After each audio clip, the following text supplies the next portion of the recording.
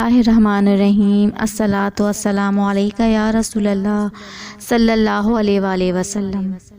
السلام علیکم۔ چڑیا نے دی ایک سمندر کو شکست۔ ماں، مجھے ماں اور پھول میں کوئی فرق نظر نہیں آتا۔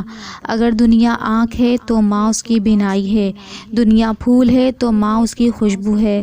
سخت سے سخت دل کو بھی ماں کی پرنم آنکھوں سے موم جنہیں ہلا نہ سکا سمندر کا طوفان بھی ہمارے عزم نے توڑی ہیں وہ چٹان۔ سمندر کے کنارے ایک درخت تھا جس پر چڑیا کا گھونسلہ تھا۔ ایک دن تیز ہوا چلی تو چڑیا کا بچہ سمندر میں گر گیا۔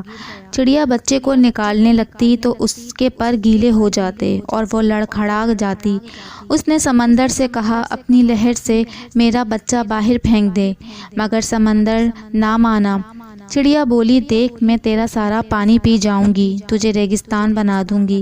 سمندر اپنے غرور میں گر جا، اے چڑیا میں چاہوں تو ساری دنیا کو غرق کر دوں تو میرا کیا بگاڑ سکتی ہے۔ چڑیا نے یہ سنا تو بولی چل پھر خشک ہونے کو تیار ہو۔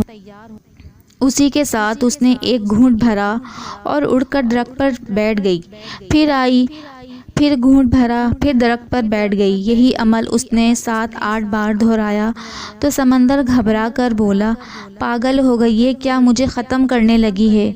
مگر چڑیا اپنے دھن میں یہی عمل بار بار دہراتی رہی۔ ابھی صرف 22 سے 25 بار ہی اس نے یہ عمل دہرایا تھا کہ ہوا کے سمندر میں ایک زور کی لہر ماری اور چڑیا کے بچے کو باہر پھینک دیا۔